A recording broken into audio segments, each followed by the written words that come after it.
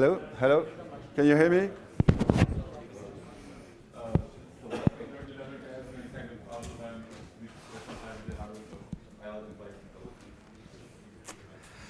Hello, so welcome to this talk about how to slice a CPU virtually. So the question is, how can you run GPU workloads inside a VM? So there are two speakers today. Martin is working on oVirt and focusing on hypervisor features and recently on vGPU work. And I'm Christophe de Dinechin, also known as D-Cubed. And I'm working mostly on Spice these days, though I have a number of open source projects on the side as well, including the presentation software I used to display this. So what are use cases for GPUs? GPUs accelerate a number of workloads. Oh, okay.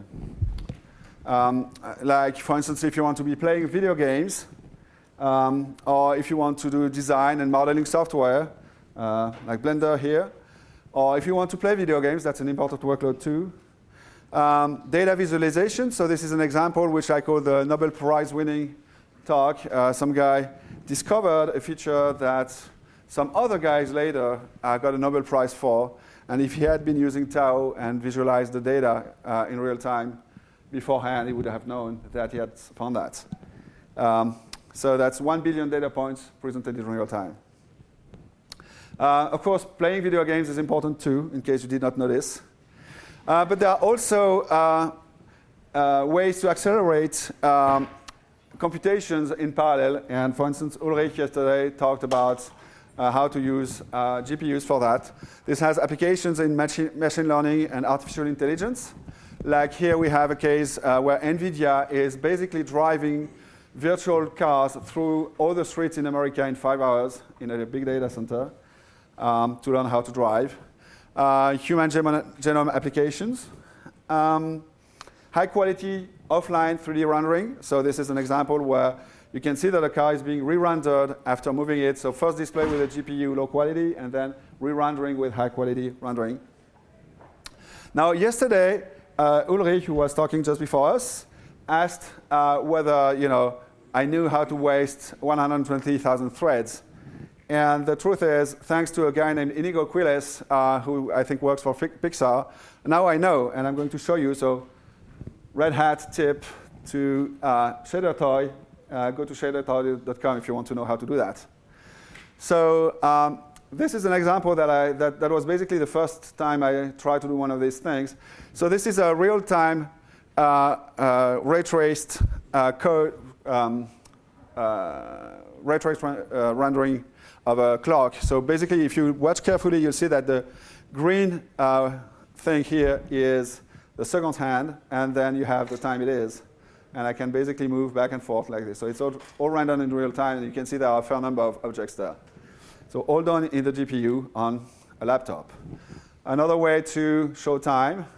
Now this is a tip hat to DALI here. Sorry, so why is it going the wrong way? OK, so you can see, same thing, it's the time it is. All rendered in real time.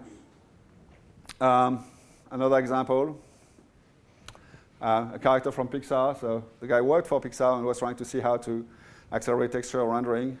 One I really like because it looks good. So of course, I was told the resolution was 1024 by 768, and apparently that's not the case. So sorry for the odd-looking shapes. A whetstone, which looks pretty good, except if you look carefully, it changes shape over time. So all this takes a real crazy amount of computing power to render all that stuff in real time. So here we have crazy-looking mountains.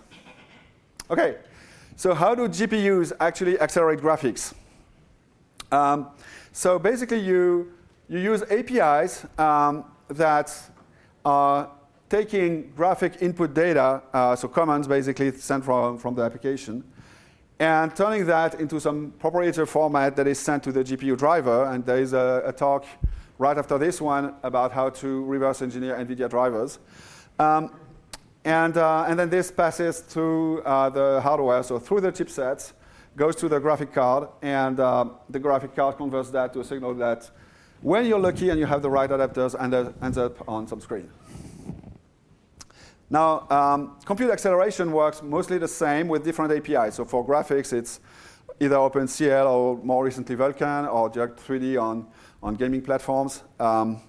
And for compute acceleration, it's OpenCL and stuff like that. Now, why would you want to virtualize GPUs? Well, one reason is compatibility. So for instance, if you are doing software development and testing, like you want to understand how a graphic driver works, and your first rendering of the login screen looks like this, well, it's cool if you do that in a VM, then you can sort of debug what's going on. You can run game operating systems.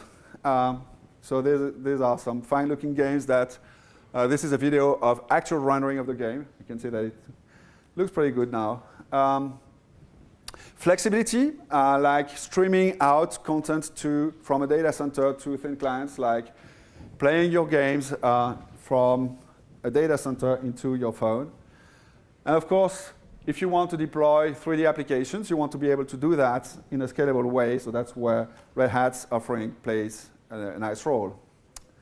There is also an interesting scalability aspect where you can deploy a large GPU-accelerated workload. So this is the Titan supercomputer, which is made of a gigantic number of Tesla or NVIDIA cards. Or you can do it your own way, handmade kind of things. But the end result is you want to do things that go fast. The problem is GPUs and virtualization. How do you do that? OK, so now I add one other layer at the bottom. So now I have a difference between my host and guest kernel. And so that you understand how the graphs are laid out. When it's semi-transparent, it means it's virtualized. So you see that now we have virtual chipsets here, and virtual CPU, and virtual graphic card, and et cetera, things like that. So we have the virtual version of that, and that we convert that to something that goes to the host. And the bottom side of the path looks the same, where we stream data to the screen. Now, you can see that the graphic is not as smooth as before. So the pros of this approach, where we sort of emulate a VGA class driver, is that it's compatible with all software. You can run Windows XP or DOS in it. So all software, all hardware. It works at guest boot. So you don't need something special for when you're bringing up the guest, and you can manage your data center virtual machines that way. It's compatible with all virtualization features like migration, having multiple concurrent VMs, all these kind of things, remote access. I'm going to talk about this later, obviously. Now, the cons is that it's very, very slow. It has tons of legacy quirks, which makes it difficult to accelerate. Like, for instance, the VGA BIOS and stuff like that have to be at fixed address. And so it's complicated to do good, decent acceleration of that. There is no 3D support, because at the time this was designed, 3D was software rendering. And that means no compositing. So we fall back to software rendering of this, and typically it's very slow. So modern desktops don't work well on this. And for us, for Red Hat, for instance, that means we have issues with customers who want to run any version of Windows after Windows 7, like 8, 9, 10, have a new, 8, 10, have a new driver model where basically 2D is a variant of 3D instead of the other way around. So that makes it complicated to run things. Now, Paravirtualization, how come I don't have your slides? No, it's fine. It's fine, OK. Paravirtualization is a case where we try to present to the guest a more virtualization-compatible variant of the card. So we create something like a VirtIO GPU that can do some basic acceleration. We can do some basic support of 3D, though it's mostly in software. It's flexible like the old one, but it can't expose any kind of vendor feature. It can't. So basically, the card may have some specific extensions or stuff like that. It's difficult to bring that back to the guest. It has a limited set of virtualization features, and the performance is still not that good. The experiments that Red Hat did in that space are a bit disappointing, last I heard. Now, there are a number of difficult problems that explain why it's not that easy to do that. Like, for instance, how do you schedule rendering. GPUs are not designed so that you can interrupt them and sort of context switch everything out and switch to some other tasks. So typically when you send them a set of drawing commands, they just finish that before giving you some opportunity to switch to the next workload. So now that's okay if you own the machine, but if you are sharing that between machines, that's not okay. Resource allocation is a similar problem where if you want to allocate memory and split that between guests, the GPUs are not completely well designed for that kind of thing. As I said, exposing GPU's capabilities is complicated. Migration is an issue. Remote access. So all these good things that we take for granted for virtual machines are no longer there. Now, Martin is going to tell us a little bit about configuration in that case. So, yeah. So does it work? Yeah, I think. Okay. So I'm a pretty practical guy. So my question is, how can I actually do this in my VMs? And it turns out it's pretty simple. So there are two examples. It's giving command line. So this if you're working on very low level from management perspective, or you have general XML. These two are approaches that we can use to configure this. And it turns out if you look at I hope you can see it, at the QEMU command line, you can see that in this case it's vfio-mdev, which is the emulated GPU. The example doesn't really have the VirtIO GPU because that gets more complicated due to additional drivers and stuff. So this is really just the emulated GPU. As for the libvirt, you can see it's really simple in a sense that there's just some kind of model and a lot of configuration for it. So the first question you should ask yourself when trying to deal with this is, which model do I want? So there are QXL-VDA, there's also Ceros, or there's the VirtIO GPU. And you pretty much have to make it clear what is your use case. Is it the paravirtualized graphics? Is it for compatibility reasons, or is it for convenience? So installing the OS, actually interacting with the system. And depending on the model, it gets slightly more difficult. Luckily not as much, because you can see there are several configuration options. You can configure the number of heads, you can configure the memory, DRAM, RAM, and it turns out these are pretty important. I've given an example that is what oVirt actually uses, and you can see that there's some calculation related to the number of heads and stuff. The calculation isn't really random. The idea is that you need to have enough memory to support all your screens. They actually form a bonded rectangle. So if you have some weird diagonally spaced screens, then you're going to have problems, with the calculation because you will be using much more RAM than you normally would expect. On the other hand, if all your screens are in line, it's only the width that will be summed up, whereas the height is just the height of one screen. So it gets really tricky, and in this case, you probably have to limit some use cases. So, for example, no diagonal screens in oVirt.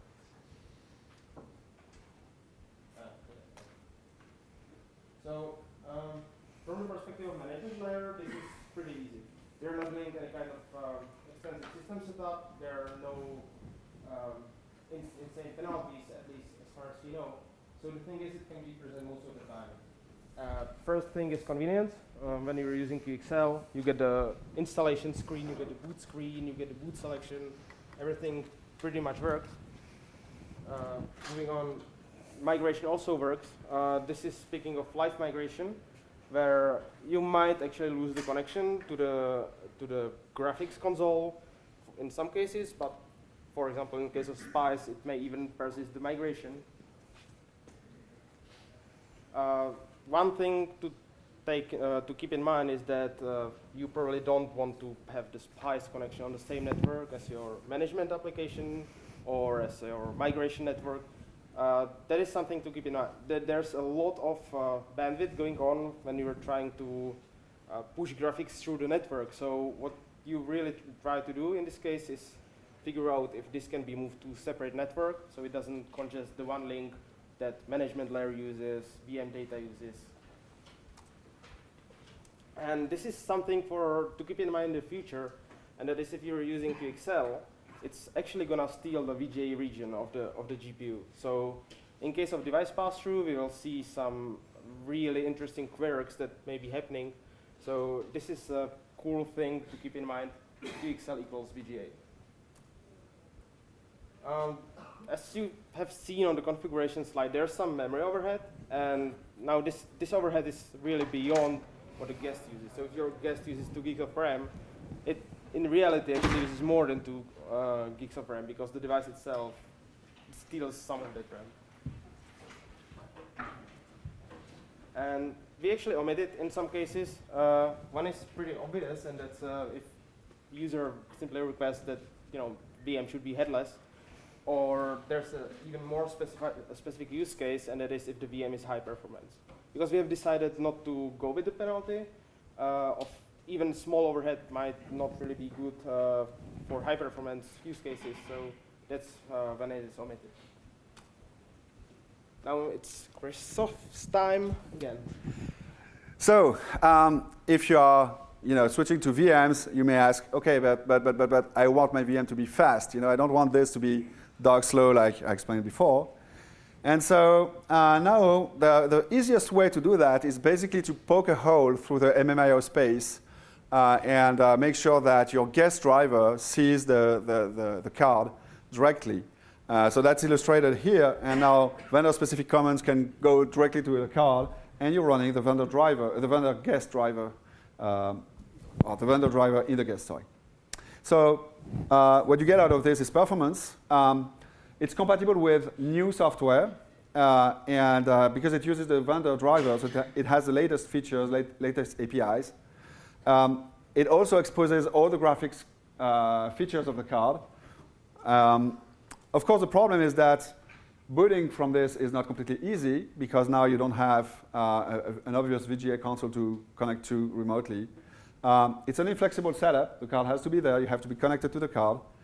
And things like migration, for instance, are not completely obvious. I'm going to show examples later of issues we have. Even sharing is not obvious. You can time share at the granularity of 2 minutes. Right? You have to boot your VM, switch to another one. So it's not ideal. So how do you do device assignment configuration? Yeah, so this is actually where it gets interesting because previously it was just kind of boring QEMU or libvirt setup. So this is where things get kind of dirty. We start with the basic idea, like let's take the VM, move it into, let's take the GPU, move it into VM, be done with it. That would be perfect. Unfortunately, it gets more complicated as we try to think of the constraints that we have. So first is actually having hardware that works. This turns out to be the biggest issue because using consumer cards is not really supported. Using more advanced cards may or may not work because then it depends on motherboard and everything. Yeah, so finding the right combination is like 90% of success. In that also lies the fact that your motherboard, so CPU and preferably the chipset, but that was, I think, removed from the chipset. They need to support the VTD or AMD VI, depends on the vendor. Both of these technologies are what they call directed pass-through or something like that. And these are the ones that are able to isolate the device to the level where it's actually assignable to a VM. So the IOMMU actually has to be enabled on the kernel command line. This is cool and very easy thing to forget because then you don't see the things you should be seeing. And it's just this little switch that controls it. And even if you have perfect hardware that works, it turns out that there's no hardware that works. And there's a set of quirks that you have to apply. So in this case, you can see some PCI Verilog that's usually used not really for GPUs, but in case of SRIV network cards that don't really report their memory regions correctly. Now, the hardest part is you need to have some kind of PCI Express understanding for being able to assign it in a way that you want. Now, this is the first kind of topology, and it's actually the most important one, pretty much dictates the level of isolation that the GPUs have. So they'll have multiple cases.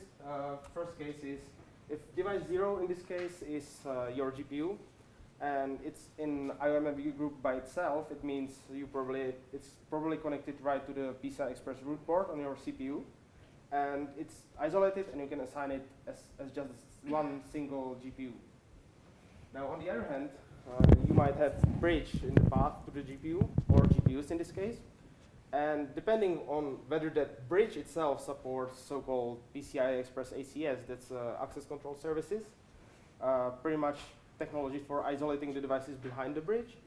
Depending on that, you can either see this case where the devices are in a separate group, or you can see the so-called evil case where everything is in a single group. This last case is probably bad news, because then if you have multiple GPUs in the same IOMMU group, you wouldn't be really able to assign them to multiple VMs. And that's because the whole idea of isolation is that the IOMMU group is actual minimal subset of devices that you have to have bound to driver and to a VM. So if you have multiple devices in the same group, you can't really share them between multiple VMs. And in reality, it gets so messy that you are actually seeing all of these cases at once, depending on the hardware, of course. So you have some devices that are suitable for assignment. You have some that are kind of trickier. So that's the IOMMU, and that's actually the main topology that dictates what you can and what you cannot assign in a way you want. It turns out that it's not the only kind of topology that you have to care about. Thinking about use cases where you need some GPU to GPU bandwidth, such as TensorFlow distributed model, that was the main motivation behind this. There's another kind of topology that you have to keep in mind. So in case of single GPU, there's like nothing to be done, right? It's just the single GPU. In case of two GPUs, that gets interesting, because if you want these GPUs to communicate, they support so-called peer-to-peer communication, and that pretty much works if they're under the same or behind the same bridge. So in this case, the two GPUs are in so-called peer-to-peer domain and can communicate directly with each other. This was still a trivial case. On the other hand, when we are getting to more extreme machines, and this is just 4 GPUs, but in reality you might be seeing 16 GPUs, I believe, on a single machine. There, it really depends on the topology as the vendor sets it. In this case, it's perfect, probably pretty expensive machine, because all the GPUs are connected to a single platform controller hub. They're still behind bridges, so the communication between them is still in a peer-to-peer domain. Now, you can maybe see that there's actually a weak link in this, and there's the connection between the platform controller hub and the bridges, because it's PCI Express 16, and then there are PCI Express 16 lines to the GPU. So you can't realistically do 100% of time the whole 32-line bandwidth to the different set of GPUs, but in reality that's not a problem. If you are trying to save costs, and the actual workstation doesn't really have a single platform controller hub for all your GPUs, this is the case you might be seeing. And in this case, you have 2 peer-to-peer domains. So what you don't want to have is have a distributed model on, for example, in this case, leftmost and rightmost GPU, although they might be in different IOMMU groups, so perfectly suitable for assignment. The performance would be really low because they're not able to communicate directly with each other. So going to the APIs, if we have solved everything in the system, we are aware of the topology of the quirks, the hardware works. It gets pretty easy. In case of QEMU, you just tell it which device it should assign, just by the address. And that's almost it from the QEMU perspective. Now, we have already talked a lot about the system setup itself. Now, there are also some tasks that you need to do for the device to work properly. And that is, in fact, it has to be bound to a specific driver. The driver is called vfio-PCI. And so what we have to do is actually unbind it, or at least do a driver override from the original driver to the vfio-PCI driver. This is the exact step that needs to be done for every device in IOMMU group. So you can't really just bind one device and then hope it will work. All of these devices from the same IOMMU group have to be bound. Then if we move to libvirt, it pretty much copies what OEMU does. So you can see, again, assignment by address. there are two kinds of modes where the libvirt can actually do the binding for you. In this case, I'm showcasing unmanaged mode, and that is because in case of GPUs, there's a quirk. If you try to rebind the GPU back to its original driver, you have most likely just implemented host reboot. So that's not really a good idea, and in that case, you probably want to run unmanaged mode. And what's interesting is that even though all the devices in the IOMMU group have to be bound to a vfio PCI, it doesn't mean that every device has to be actually assigned to the VM. If your VM can't handle the device, you can just sit there and work. So in case of management software, it's pretty tricky because all of the API is address-based. So unless you want to have your own super intelligent scheduling based on IOMMU groups, that's going to hold you back. So what we actually have to do in case of device assignment, we bind the VM to a single host. So you can't really migrate away. It doesn't start on different hosts. That's really because of the IOMMU group limitations that you have. So that means we don't really have cloud, and everyone wants cloud lately, right? Yeah, so that's probably not the solution to cloudy high-performance computing. And that's the issue I've already mentioned, like no sharing of a single GPU. You can, of course, have multiple GPUs for a single VM, but not really split or slice the one GPU and share it between multiple VMs. Right. And that's where Christophe comes in again. Because that's the problem, you really want to slice the CPU. So you look at your VM, but I want more than one VM with that GPU. So what can I do there? And that requires some help from vendors. So that's why we have 3 vendors, 3 acronyms for it. vGPU is for NVIDIA, GVTG for Intel, and MXGPU is for AMD. And so what happens in that case is we still poke a hole. So we still need the same thing. But instead of needing on the left here, we now switch to manage mediated devices so that we can basically assign the devices and split them. So the pros, we still have performance. We still have the compatibility with new software. We still have the graphics features. But now we can have multiple VMs, which is a big thing. The cons are that you only have medium flexibility. You still need to sort of connect to a specific graphic card. The hardware requirements are high. You need the latest card. You need the latest stuff. And by the way, there are also software licenses in the case of NVIDIA, so you need some hardware on the side to manage licenses and stuff like that. Migration is not really easy. Regarding the management itself, Martin? Yeah, so we have some issues within the VFIO itself, so that's the direct assignment. One of them was the IOMMU itself, addressing. And there is a technology that's the vGPU or the vendor-specific implementations that could actually solve this. And there's this really cool diagram that works in a very difficult way. So if you're interested in that, it's only here because no, it's fine. Just leave it. Because we can actually direct you to a talk from the original implementator of the feature, where you can see how the driver itself works. It's pretty cool. Each driver has to register itself to the mediated core.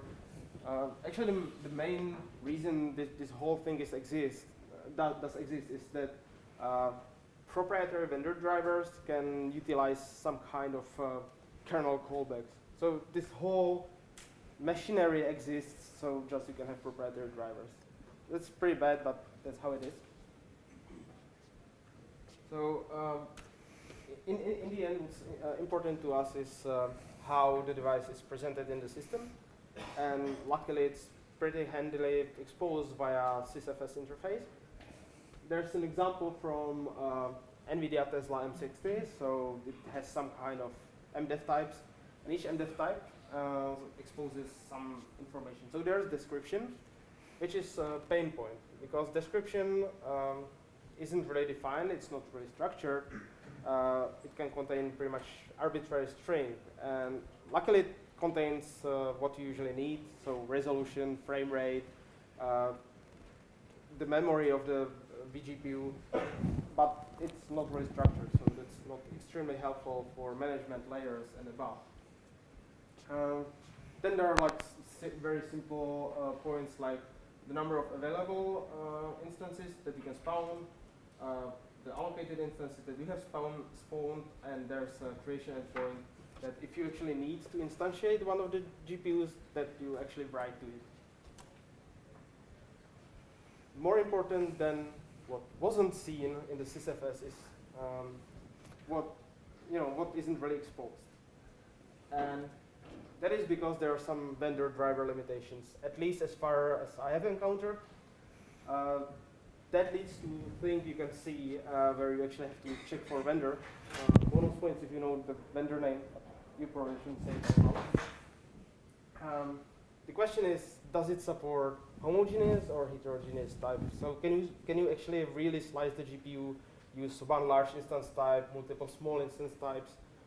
That isn't set anywhere. You just have to guess that from how it behaves. Now, next question is whether you can assign multiple instances to a single VM.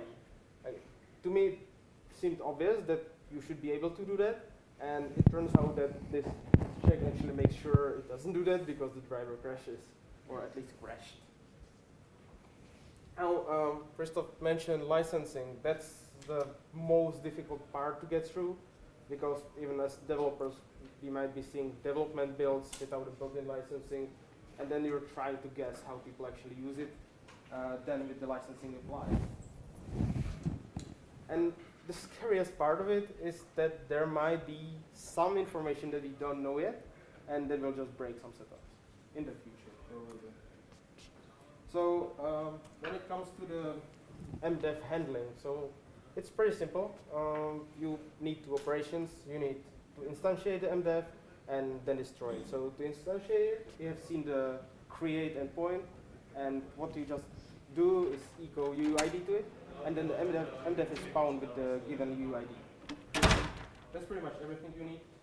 To remove it, you just descend down to the device itself, and there is the delete endpoint. So you just echo, interestingly, 1 into it, and the device is removed. So that's really really simple interface. When it comes to libvirt, the basic idea is that it's similar to how vfio handling works, except now I believe, this is actually a snippet from vfio, and the only change you have to do to work with mdev is just this. It's probably not even visible, but the whole story is that instead of using the address, you're just referencing the UUID of the type. Oh, sorry. So the same thing goes for libvirt. Again, you had to address it. You can see in this case it was +7, domain 0, function 0, slot 0, and for mdev, what you do is replace that all with just UUID equals something. So you don't really have to have the idea that my GPU is sitting somewhere in the topology. You just know that the device exists on the system, and you ask libvirt to assign it. So that's pretty cool and handy. And it's also then really easy to use in the management software, because initially, before you had to have this all knowledge of the topologies. In this case, you just request an emulate type, and there's a scheduler that's able to find a host with available types. Really, there's nothing more that you need to know. Maybe just reading the types, but again, you can just parse the description. Now the guest setup is of course harder, because that's left to the user, and what you have to do is install the driver, make sure it works. Again, not really difficult, but tricky. And yeah, that's it. This is actually a screenshot from Windows Device Manager with the one of the bigger instance types attached. So it worked nicely. The question is, does it solve all our problems? So we have device addressing by type. It works. No IOMMU issues. Perfect for convenience. It doesn't really fit the use cases where you would have TensorFlow graphs spanned over multiple GPUs. That's not really use case for vfio-mdev. You really want to use vfio for that, for now, at least. There are a few rough edges, and the usability mostly with the description. But in the end, it's a win for GPUs in the cloud. The number one question you see when people are trying to use it and experiment with that is, where do I actually get the driver? I have a great answer to that. Ask your vendor. Right, so I'll be handing over to Chris now. So we have now 4 different ways of doing the same thing, and it's interesting to compare and sort of get a feeling for the trade-offs. So here I took only 6 axes. You could probably take twice as many, but you have hardware requirements. So do I need the most recent hardware? Software requirements, same thing with software. Do I need new software, old software, anything? Performance, security, flexibility, scalability, self-explanatory. So with native GPU, you get the best software availability. It works with any kind of software that you have today. It was designed for out-of-the-box case. You get the best performance, no real issue in security, but flexibility is at the minimum, and scalability is not that good. It's basically limited to what you can fit within one box. For emulated GPU, it's sort of the opposite, where the performance is at the worst. Scalability is not better, but you get more flexibility. And security by now is a sort of done deal. We sort of know how to isolate these things. A signed GPU gets you back most of the performance, and in terms of software availability and hardware availability, it's sort of OK there. IOMMU has been there for a while, so that's the main constraint. It's on your motherboard. But in terms of flexibility, that's a no-go. Scalability, no-go. So vGPU is a good balance, because it sort of gives you a sort of well-rounded set of things. The main drawback right now is that you need dedicated cards that, recent things like M60, whatever. And VirtIO GPU. So that's, since we do most of the stuff we did where we relied on hardware isolation, now we do that in software. So it's easier, but we lose a lot of performance. So all this is very much work in progress. So I'm showing there an extract of the first XenMotion migration for NVIDIA GPUs, and that was demoed this month. So this is really recent. Now, Intel did a demo of line migration, in 2016.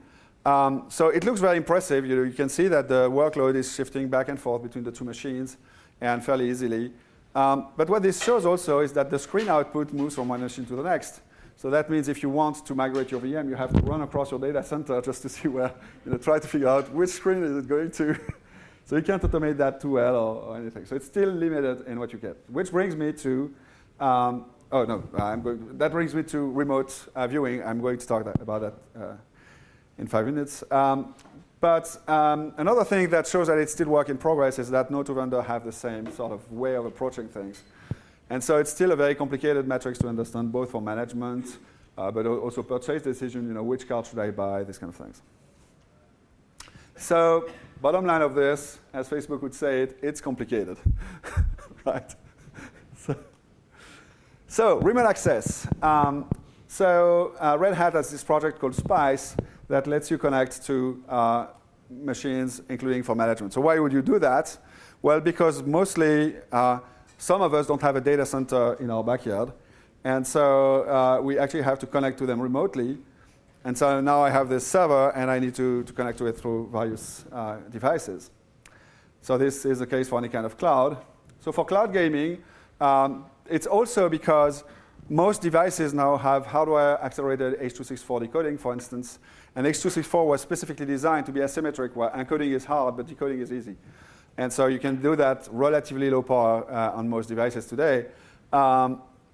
So that means you can bring high-quality 3D content to your phone, like it can be gaming, a very sophisticated game done in the data center. And so there are solutions even for PlayStation, I heard today. So you can bring your work environment to any device and have a mix and match and see the same content. So for most KVM users, this means using Spice to do that, although there are also other solutions that I'm going to talk about now. Because basically, there are, to simplify, 4 ways to do this. You can do that from the guest or from the host. And you can do that by sending graphic command or video streams.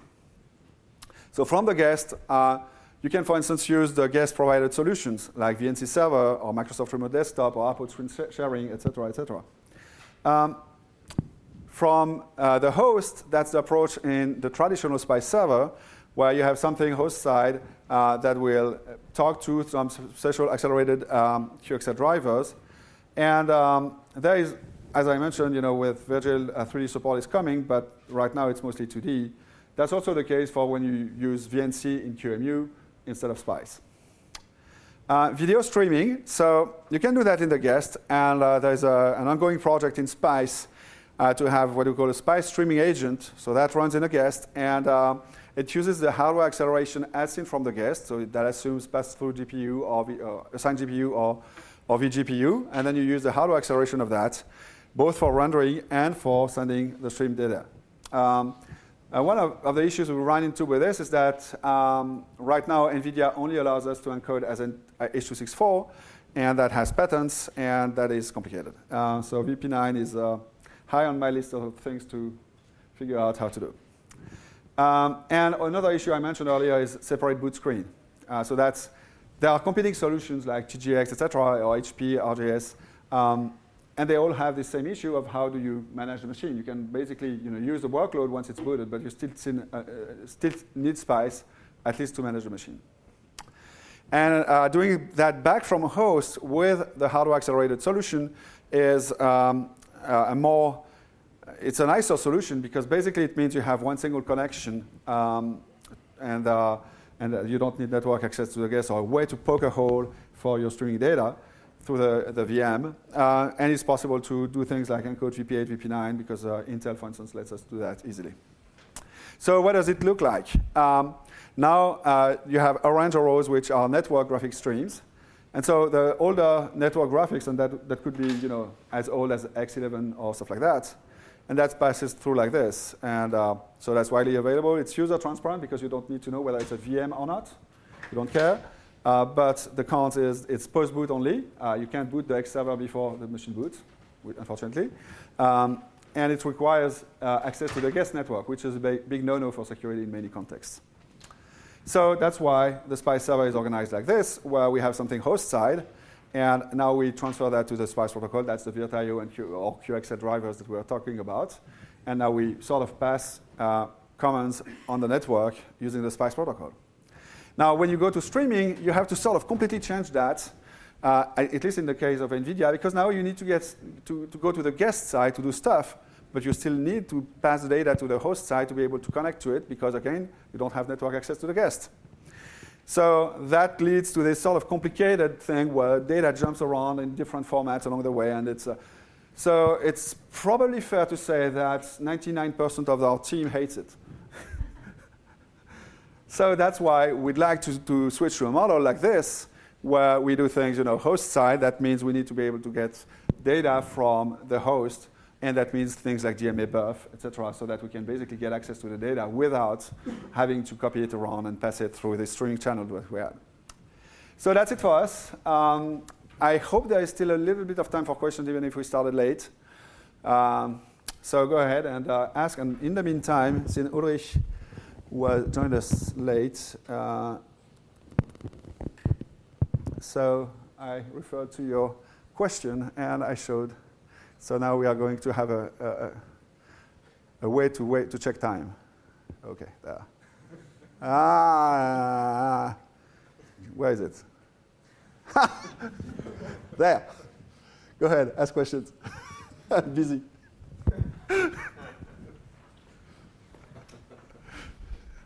Don't tell me you have no question. Have you heard about the Looking Glass project? Not that Looking Glass. So, yeah, have I heard about the Looking Glass project?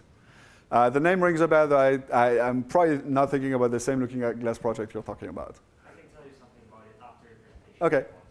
Very interesting. Can you explain what it is? They basically forwarded the GPU to the guest, and then instead of sending frames directly to monitor, they made a small frame buffer in the memory, so they have the frames from the GPU available, then they can work with them on the host. And that's exactly what I was talking about with DMABF. So that's basically the streaming server, the rendering would be done in the guest using the guest driver. It goes to a render buffer somewhere. That is being passed as a DMABF host side, and then the host side can encode it possibly on a different GPU. Yes. Like for instance, we can render on NVIDIA, encode on Intel, and get VP9 and be happy. Works. And it already works. Okay, good. Let's pick it up then. Let's merge that with Spice. Interesting. Yes? I'll first of all just say thank you. This is really needed. So I really encourage Red Hat to keep working on this, and we really, really, really need it just for GPG clock for calculations, and for the other use case, original use case. So let me repeat the question. The question was, when do you ship it? And the answer was, it was due for Rails 7.5, and due in particular to this licensing issue with H.264, but other reasons as well. We are not completely late for 7.6 yet, but let's hope it ships as early as we can. We are doing our best for that.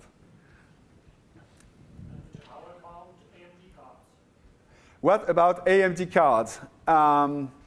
So right now, the latest AMD card I have at home is a Radeon V7900, which dates back 5 years or something like that. And so remember when I was showing the misaligned thing on the login screen? When I do the same thing with the AMD card, I get triangles of all kinds of colors. I'm still figuring out, did not spend much time trying to figure out what it was, but it's not working at the time.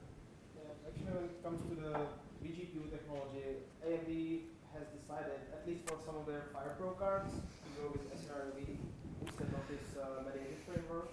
So this should actually be simpler than working. But yeah, that's the top of the line FirePro. I actually have Yeah, actually, that's a good point. AMD was much smarter than NVIDIA in that respect because they started with having srIOV as being basically their page management inside the GPU. So in theory, it's much simpler for them.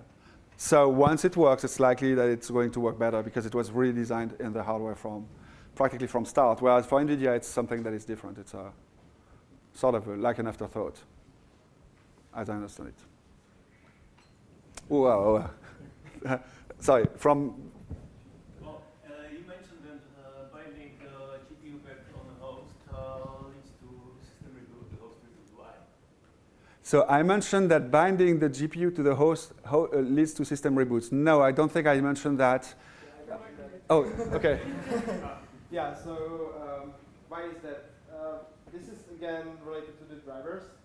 If we actually knew the whole reason why it works, then we would probably solve it. But it's up to why NVIDIA driver, in this case, crashes the host. So it's about NVIDIA driver? Yes. It may have been about that. So there was a question over there. You said AMD is going with srIOV. And does this mean Red Hat is targeting Intel and NVIDIA with these media devices? So no, in that case, sorry, the question was saying NVIDIA works with srIOV. Does that mean that we're working with Intel first? So as usual, with Red Hat, there's a lot of work that goes outside of Red Hat itself that we integrate, and then there is the work that we do ourselves. As for what Red Hat is doing right now, the focus is mostly on getting NVIDIA working. Intel comes next, and AMD comes next, as I understand it. But if AMD wants to submit patches or do work with us, I guess we can find the time to integrate that. Is that right? But upstream it's Intel and NVIDIA. At the moment, that's the most advanced ones, yes. So historically, NVIDIA user pass-through required was hit or miss if you didn't use Quadro cards. Is the current ordinary cards that are on the market just customer-oriented, easier? Okay, so Hit or miss?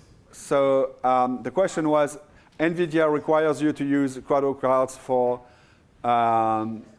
any advanced stuff. To give another example, the tool that I'm using here for presenting uses can do stereoscopy, and that doesn't work on non-pro cards unless you're running on macOS 10 for some reason. So it's a habit of NVIDIA of controlling their users through various, where you have the most expensive, least powerful cards that are labeled Quadro and have more features that are enabled in software. That's their own choice. We don't control that. The only way we can control that is with what the next talk is going to talk about, which is reverse engineering how that works, and having an open source driver we can do what we want. But that's what it is. And I'm told that was the last question, so I think. Yeah, just one more thing is that it's still hit or miss, pretty much. Yes. It's just that there are more hacks that exist to work around it, but yeah, it's still probably safest to go with Quadro if you want to try. And so we are available next to the bananas and oranges and everything to answer your questions after the talk.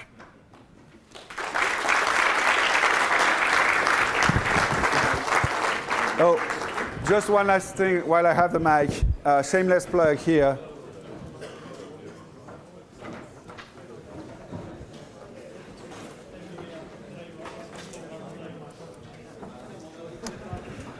So if you're interested, the slide is available at the URL, which is shown here. And That's cool. I'll just return this.